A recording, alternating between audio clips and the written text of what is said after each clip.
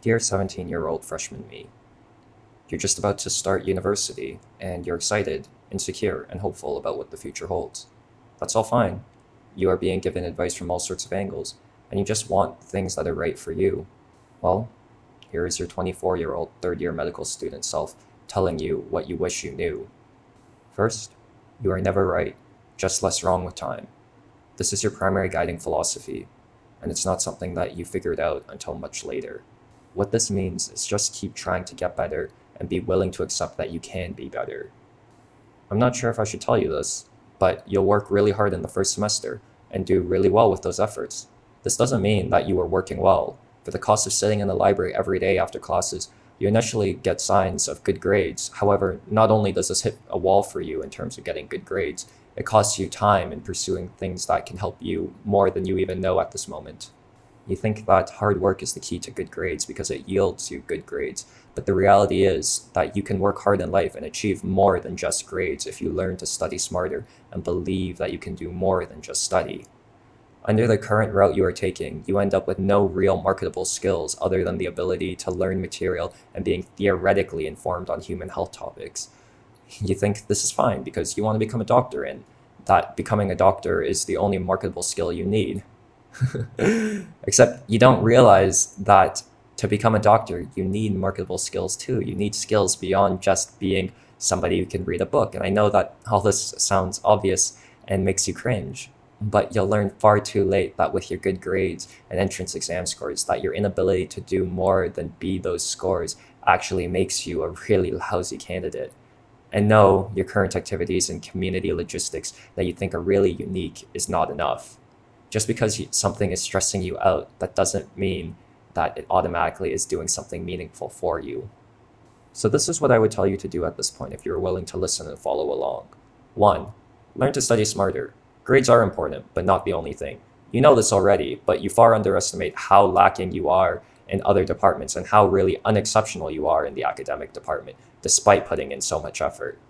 If you learn to study smarter, I assure you that you can perform better and do so in less time while pursuing other things that will not just make you a better candidate, but a better person overall. The active learning stuff isn't BS. Yes, some stuff is hype and you have to figure out what is legitimate by experimenting. I know you are really hesitant because your method of note-taking and review is yielding really positive results, but there is a more efficient way of getting these results, and you have to figure them out.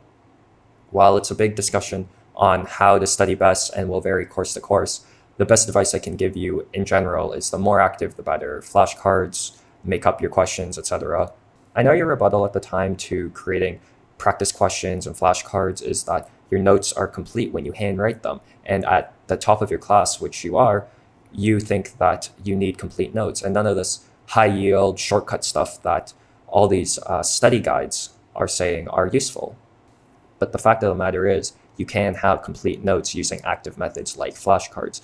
Learn to use things like closed deletions, and you can have complete notes in an active method, which will help you retain things faster. Obviously, things like flashcards work best for physiology, memorization, concept type courses, but in general, as I said earlier, with things like chemistry and mathematics, you just want to be as active as possible in your learning experience because this will be a more efficient way, and that isn't just BS that you hear.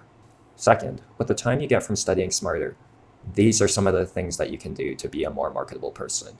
I know it makes you cringe being marketable because you are a unique human being and not just a sleazy checklist of a person who does stuff as a means to an end to get money or something like that. Yeah, I get that.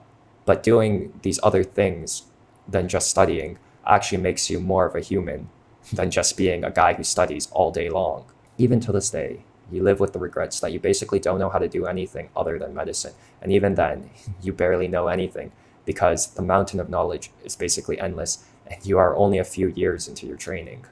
I also know that you have this belief that if you had free time, you'd be spending it on things that you really enjoy, like watching movies and playing video games. Yeah, this might be the case and something that you can do more of now that you've learned to study more efficiently. But what you don't know yet and have forgotten in a lot of cases is learning other things can be really fun too.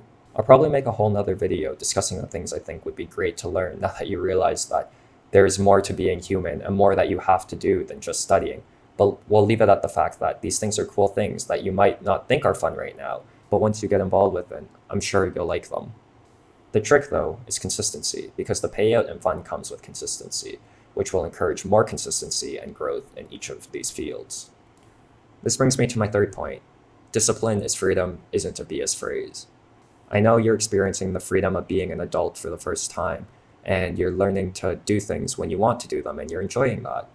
So, a sleep schedule is the last thing you want. Your household is a night owl type household, and you actually make a lot of effort to eat dinner with them quite often. It is kind of nice in hindsight how they used to call you to check whether or not you've eaten dinner yet. Look, I'm not saying that you have to be a super morning person here. I'm just saying that having a consistent schedule actually lets you do more of what you want to do than not having one. Yes, you have classes to attend, and I know you kind of build a schedule around that, but scheduling other stuff like when to study and study other things like dance, language learning, and singing can be part of the rotation of things you do. It is better than just squeezing through classes, tripping around, studying without intention, and not really doing anything until you're exhausted at night and waking up exhausted in the morning because you stayed up late for no reason. The best way I can summarize things here is that being intentional with your time is like choosing to invest your money intentionally to get the most out of it. Yeah, I get that you want to be a free bird since you feel like you finally can be, but you actually find out that being intentional helps you do the things you actually want to do rather than just being loose with everything. Each of these points can probably be expanded upon, but I hope to have at least gotten you thinking about some of the ways that you can be better, not for anyone else's sake, but because it is actually something that you want to do for yourself as well. I know that this video will never reach you, but I guess the best I can hope for now is that these lessons and regrets can help someone else a little wiser than you were at this age, who is willing to listen to someone else about this.